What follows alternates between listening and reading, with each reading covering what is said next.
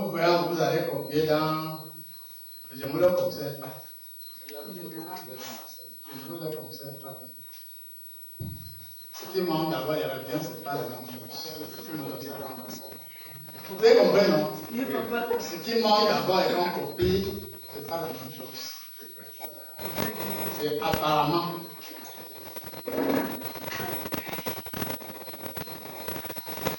Silo. Silo. Bonsoir à tous. Et bonsoir de manière particulière à tous les internautes. Aujourd'hui, nous sommes encore dans le chapitre intitulé « Les réalités du Christ ». 22. L'union dans la force ultime. Et nous sommes à l'astuce numéro 10 pour accéder à la vitalité. Je vais faire la première lecture. Combattre l'épine psychique de l'hypocondre.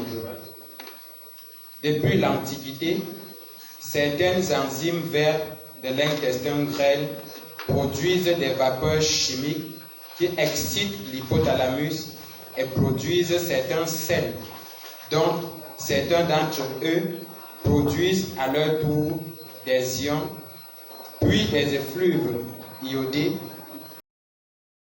qui ont la particularité d'exciter certains ganglions ouverts. On parle alors de ventre mystique ou de spectre amplifié. L'épine psychique de l'hypocondre s'apparente à un verre mi-toxique et mi-décharge du subconscient. Chez certains végétaux, ce sosie existe et est même lumineux par le bas. Selon certains spécialistes, c'est après les déluges que le ventre de l'homme a reçu un verre qui s'associe aux acides aminés. C'est surtout un influx hypnotique qui confère à l'anus une double fonction. Première fonction, se combiner aux particules du sang et transformer l'ectoplasme en être converti. Deuxième aspect, déplacer l'érotisme vers un but mystique associé à la richesse. Dans ce cas, les particules du sang sont combinées au plaisir mystique. Pour contrôler cette tendance et la rendre positive, il faut converser avec le sacré et désirer changer dans l'union et l'acceptation de l'autre, surtout dans un sens positif. Amen.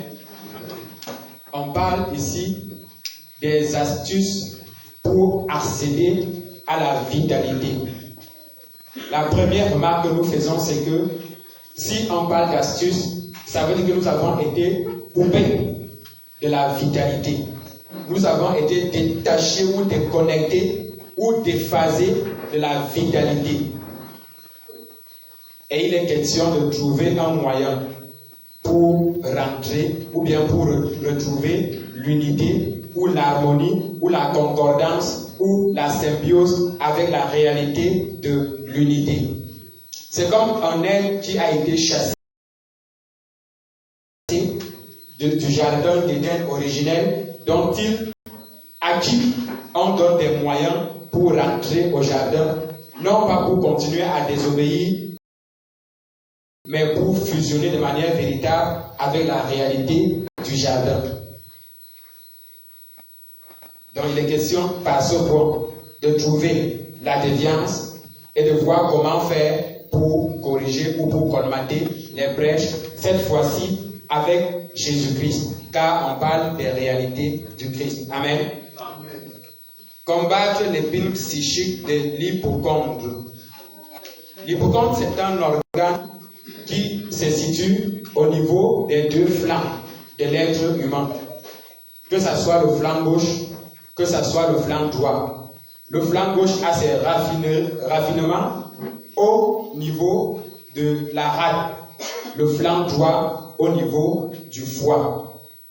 Donc c'est un organe comme les autres de l'organisme de l'homme. Sauf que nous remarquons par ce thème avant de commencer à décortiquer que chaque organe, chaque particule, chaque cellule et particule de l'organisme de l'homme est susceptible d'être modulée autrement, en bien comme en mal. Je prends ne serait-ce que la langue. Tout le monde sait que pour bien parler, il faut toucher la langue. Les biblistes savent que Dieu rappelle qu'il mettra les mots justes dans notre bouche au moment opportun dans le Psaume 81, le verset 11. Ou encore Jésus-Christ dit, ne vous souciez pas de ce que vous avez dit, ainsi de suite. Parce que la langue recevra au moment opportun la modulation nécessaire et ne dira que ce qu'elle a à dire. Et même chez nous, on dit même de certaines personnes qui ont la langue de vipère ou qui ont la langue mielleuse. C'est en spiritualité qu'on pourra décortiquer et dire oui, ça touche tel aspect. Mais cette fois-ci, il est question de l'hypocondre. Beaucoup vont entendre ça pour la première fois. On parle de combat l'épine psychique. L'épine psychique, c'est tout simplement la mauvaise modulation, d'un point de vue subtil de la réalité de l'hypocondre. Parce que si vous prenez un microscope, vous cherchez à trouver l'épine psychique, vous allez chercher longtemps, vous ne verrez pas. Depuis l'Antiquité, certains enzymes verts de l'intestin grêle produisent des vapeurs chimiques qui excitent l'hypothalamus et produisent certains sels, dont certains d'entre eux produisent ainsi de suite, ainsi de suite. Là, nous savons que l'intestin grêle a pour particularité de produire les enzymes verts qui sont utilisés d'une manière ou d'une autre, surtout lorsqu'on est sur un aspect essentiellement spirituel. Mais avant d'arriver sur l'aspect essentiellement spirituel, l'organe ou la particule ou l'atome joue ou fonctionne sur le plan physique d'abord. Amen. C'est la raison pour laquelle si on se limite seulement au rôle principal ou rôle déterminé par les chimistes de chaque organe, on va passer à côté de la réalité. Car on parle ici non seulement des enzymes verts de l'intestin grêle, mais aussi et surtout de l'hypothalamus. Et les scientifiques ont l'habitude de présenter l'hypothalamus comme l'un des deux grands canaux ou l'un des deux grands centres de décision de l'organisme humain à côté de l'épiphyse ou de l'hypophyse. Et c'est le plus souvent dans leur fonction indirecte qu'on trouve le rôle mystique de ces grands centres qui prennent des décisions dans notre organisme. Et ici, on touche quelques aspects de ces fonctions indirectes de certaines particules ou de certains sels de l'organisme. On parle ici des sels et autres. Mais on voit que ça va finir. On finit par nous dire, puis des effluves iodés qui ont la particularité d'exciter certains ganglions ouverts. Et on parle ici alors de ventre mystique et de spectre amplifié. Tout ceci, c'est la partie qui nous intéresse, c'est les ganglions ouverts ou encore de spectre de ventre mystique ou encore de spectre amplifié. Quand chaque particule, ici on prend le ganglion, lorsqu'il est activé, on dit tout simplement qu'il est ouvert ou encore qu'il fonctionne autrement. Les spirituels savent que pour mieux se déployer, il faut que les ganglions soient modulés autrement, il faut que les brûleurs soient modulés autrement, ainsi de suite, pour que non seulement on puisse agir, mais qu'ils puissent avoir un réel retour sans pollution et autres. Sauf que les ganglions, lorsque ça s'ouvre, c'est en contact direct avec, premièrement, les organes vitaux de l'organisme, ensuite, les centres énergétiques de l'organisme. Et lorsqu'on regarde, par exemple, la plupart des surdoués, beaucoup ont eu c'est la plupart de leurs centres énergétiques, le plus souvent activés quand ils sont encore dans le ventre de la maman, en bien ou en mal, quel que soit le sens dans lequel on a orienté l'activation ou la modulation autre des particules, de certaines particules de notre organisme. Et laissons un tout petit peu les ganglions pour voir leur synonyme à ce niveau, qui est le ventre mystique. Certaines personnes ont généralement ce qu'on appelle 3 ventres mystiques activés, 7 ventres mystiques activés, 9 ventres mystiques activés, 12 ventres mystiques parfois activés. Ça ne veut pas dire qu'ils ont 12 ventres. Ça veut tout simplement dire qu'il y a 12 parties, il y a 12 organes vitaux de leur corps qui ont été modulés pour fonctionner autrement, pour rayonner autrement, soit en bien, soit en mal. Sauf que ici, on est en train de vouloir nous montrer le revers qui nous a déconnectés ou détachés de la vitalité initiale. Et ce qui est curieux, c'est que l'hypocampe est très proche de la rate et du foie. Et beaucoup de gens comprendront pourquoi le rapprochement est si tenace. L'épine psychique de l'hippocampe s'apparente à un ver mi-toxine et mi-décharge du subconscient. Sauf que ici, il est question de voir non seulement la qualité de la connaissance présente ici, mais aussi et surtout les détails avec lesquels se présenter. Je vous ai précisé que cette épine, si vous prenez le microscope, vous ne le verrez pas. C'est une réalité qui émane des subtilités. Et on précise par la suite que ce n'est pas une réalité seulement de l'être humain. Même chez les végétaux, cette particularité, ou qu'on appelle ici le sosie, existe. Et on fait encore une autre remarque. Si ça existe déjà chez les végétaux, ça doit aussi exister chez les animaux. Car toutes ces 3 catégories d'êtres ont quelque chose de commun. Le système neurovégétatif sacré.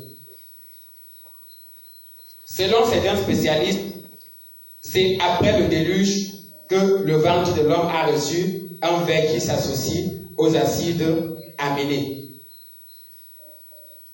Amen. Amen. Sauf que il n'est pas question de voir déluge ici, seulement cet instant où les eaux ont englouti la partie solide de la terre. Parce qu'il faut encore croire, pour accepter, il faut encore beaucoup de foi pour accepter que cela s'est produit un jour donné de l'histoire de l'humanité. Et on ne nous forcera pas à croire à ça. Pas du tout. Mais nous savons que chez nous, il y a des personnes qui ont été englouties dans les eaux. Peut-être c'est à cet instant-là que leur ventre a reçu un ver. Il y a des personnes que lorsqu'ils viendront devant vous, on vous dira toute sa vie est enfouie au fond de la mer, au fond des marécages, au fond des WC, au fond de ceci. Dans tous les cas, cette personne est submergée par les eaux. Est-ce que cette personne ne vit pas d'une certaine manière le déluge? On se posera des questions. On se posera encore des questions. Et on dit que ça va. Le ventre de l'homme à ce niveau reçoit une nouvelle codification. Parce qu'en principe, l'homme est en quelque sorte un ensemble ou un amas d'énergie. Le corps, le soma que nous voyons, qui est perceptible, les scientifiques demandent que c'est de l'énergie condensée. C'est dans la condensation qu'il y a matérialisation de l'énergie que nous sommes. Mais lorsqu'on va toucher ce que les autres appellent l'âme ou l'esprit, il s'agira de l'énergie, mais sous forme excitée. Amen. Mais il sera question de démontrer dans ma branche de recherche que l'homme, on ne parlera pas de l'âme, de l'esprit, mais de l'ombre et du souffle. Ce sont des énergies, mais à l'état excité. Donc lorsque cette énergie, cette réalité de l'homme que nous sommes en tant qu'énergie entre en contact avec ou bien est englouti par les eaux ou bien subit l'effet reverse du déluge, il y a comme formation d'une réalité en lui. Ou bien il y a comme, qu'est-ce qu'on peut, quand il y a fusion, il y a résultat, il y a accouchement de quelque chose de précis. Parce qu'on parlera ici d'intrication quantique. Amen. Le déluge, c'est l'instant où les eaux se déferlent sur la nature, où les eaux reçoivent le pouvoir du jugement sur l'existence, le rôle des acides aminés qui font partie de la chimie de l'organisme humain. Lorsque nous consommons des repas, le corps sécrète des substances particulières pour décomposer les aliments que nous consommons. C'est la raison pour laquelle ceux qui vont étudier la chimie vont rencontrer sur leur chemin les acides aminés. Amen. C'est surtout un influx hypnotique qui confère à l'anus une double fonction. Et c'est là où ça devient intéressant. Sauf qu'on ne doit pas chercher à savoir beaucoup comment faire pour se servir de cette réalité pour hypnotiser. Amen. Mais on regardera l'aspect reverse que les personnes d'une nature, un genre, se sont appuyées pour pouvoir avoir une forme de notoriété. On précise, se combiner aux particules du sang et transformer l'ectoplasme en être converti. Et la remarque, c'est qu'on écrit être converti, on met entre guillemets. Cette réalité qui naît de la fusion, du déferlement des eaux avec l'organisme humain, ou bien avec la personne humaine que nous sommes, produit en verre. Ce verre qui ne reste pas sur place, ce verre qui va muter, ce verre qui va agir dans l'organisme, qui va fusionner davantage avec les éléments de l'organisme, cette fois-ci avec le sang. Et chaque fois que quelque chose entre en vous et fusionne avec le sang, elle module les données primordiales de l'être humain. Elle module le programme initial de l'être humain. Si on compare l'homme à une machine ou à un ordinateur exceptionnel, ça veut dire qu'en lui, il y a des programmes spéciaux établis.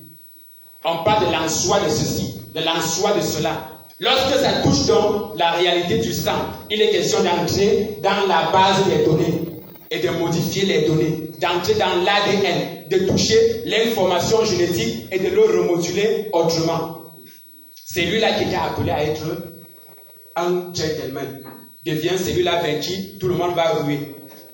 C'est lui-là qui était appelé à agir pour le bien commun. Devient celui-là vers qui tout le monde doit, dans le sens contraire. Donc, en principe, même en regardant le fonctionnement de l'organisme humain, on peut savoir si la personne fonctionne bien ou pas. Sauf que ici, on doit regarder autrement. Et le sang dégage une chaleur particulière. Cette chaleur peut être appelée d'une certaine manière l'ectoplasme. La réalité ectoplasmique qui se dégage de notre âme ou de notre sang. Sauf que ici, c'est dans la modulation de l'anus qu'elle prend la forme de l'être converti. Et nous avons appris dans Révélation des initiés africains, le tome 2, sur les paranormaux, que une certaine particule se détache de la rate, touche l'intestin grêle. Chez l'homme, ça sort par l'anus en prenant une forme particulière donnée. L'être converti prend la convertibilité donnée par celui en qui ça sort. Ça prend la forme donnée par la pensée de celui qui déploie cette mauvaise énergie. Donc, elle peut être convertie en une chaise, en une mouche, en un cafard, en un serpent, ainsi de suite. Et mon voisin me rappelle aussi en une chauve-souris. C'est lui qui le dit. Amen. Deuxième point, déplacer l'érotisme vers un but mystique associé à la richesse. Et on met encore richesse entre guillemets. Donc, des personnes d'un genre en genre se sont rendues compte qu'il y a un raccourci pour accéder à la richesse. J'ai toujours l'habitude de dire des voleurs malicieux, des voleurs terribles, des voleurs subtils se sont rendus compte que leur réalité ne leur plaît pas et qu'ils peuvent avoir ce qu'ils ont en passant par autrui, en s'appuyant sur l'ignorance de la réalité de autrui. Parce que le hic avec la richesse d'un genre en genre qui vient par l'anus, c'est que, comme on dit généralement en Afrique, on tue le serpent, on extrait l'huile sur le serpent et on le fait frire. On regarde dans vos entrailles. Si vous êtes appelé à être milliardaire, on vous dit, je ferai de vous multimillionnaire. Il active ce que vous avez par les méthodes un genre en genre. Il prend cela, il vous donne la dîme ou le tiers de ça. Et il se sucre de vous. Et comme ça ne suffit pas, il s'assoit encore sur votre progéniture. Donc en restant sur vous seul, il méritait la peine par pendaison, la peine de mort. Mais comme il est un assoiffé,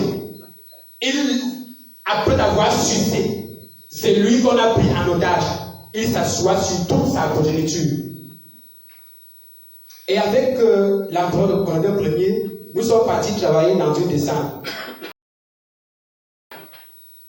Il y a un sorti dans une génération qui avait puisé les richesses de toute la génération de la famille et il est passé dans le futur, puisé encore dans la même famille.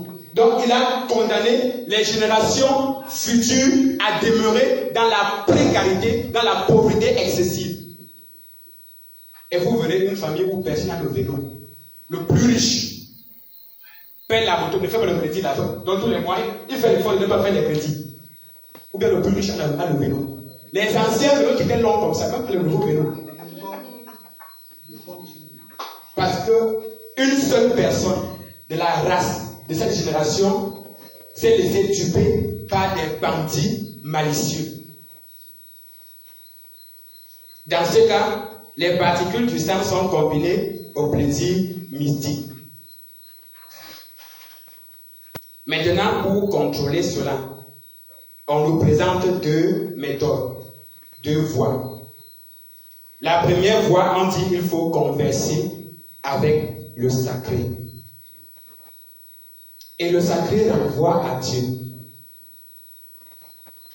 Vous pouvez rencontrer sur votre chemin un objet qu'on dit sacré.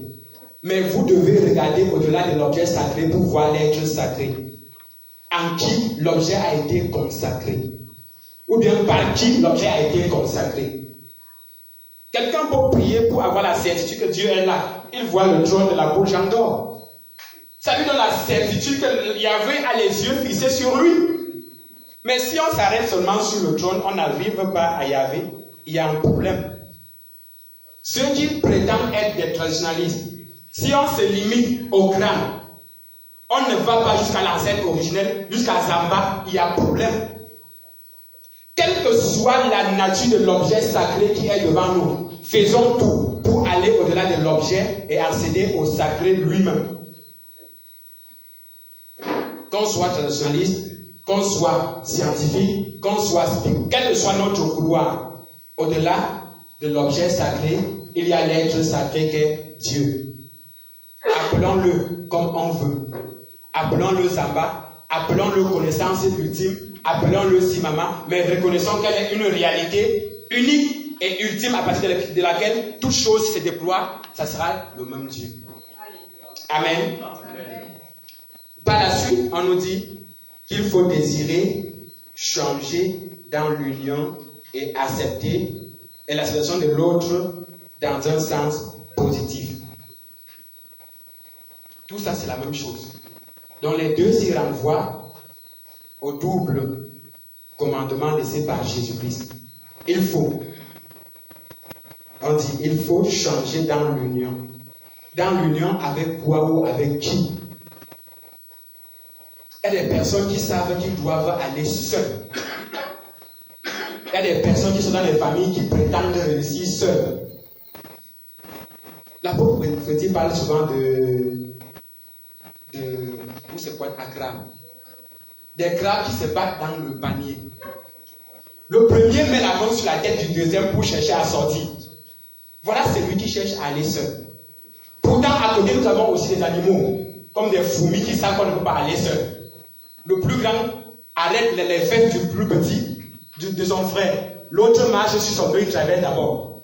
Quand on se rend compte que tout le monde a traversé, ou celui qui est au fond fait comment pour traverser, dans tous les cas, ils vont ensemble. Amen. Et la situation de l'autre dans un sens positif. Beaucoup qui font l'effort de savoir qu'on ne peut pas aller seul. Beaucoup qui reconnaissent que leur destinée singulière est révolue et qui acceptent de marcher avec les autres sont là dans un sentiment d'égoïsme absolu. Ils font tout pour piller les autres. Bien qu'on marche avec quelqu'un, on aspire. Amen. Celui qui marche avec l'autre dans un sens positif reconnaît que chacun est seul à être soi. Mais seulement la notion de complémentarité existe. L'apôtre Jean d'Or seul ne peut pas faire le silo. Il n'est que le guide du silo. Il y a le collège des sages qui doit l'entourer d'une manière ou d'une autre. Et ce n'est pas lui qui doit se dupliquer pour être le collège des sages.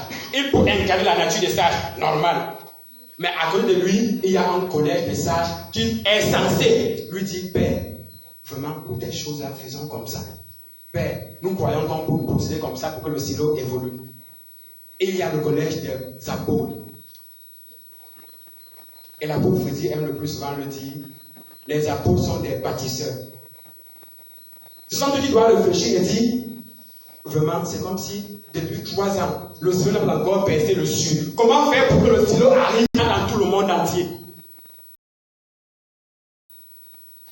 Les prophètes sont aussi autour de lui.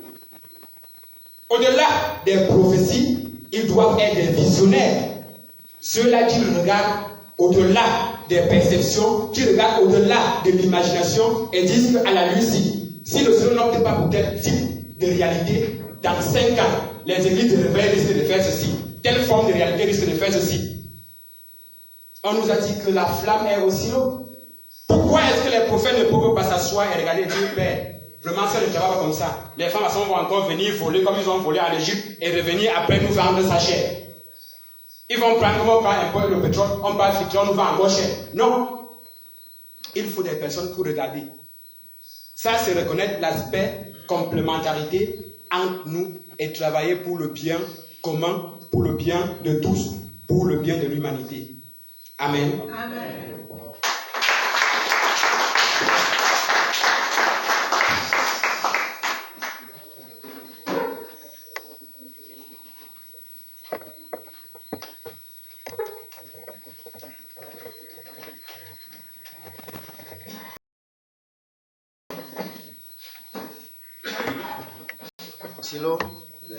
Silo, mettons-nous en présence du Seigneur.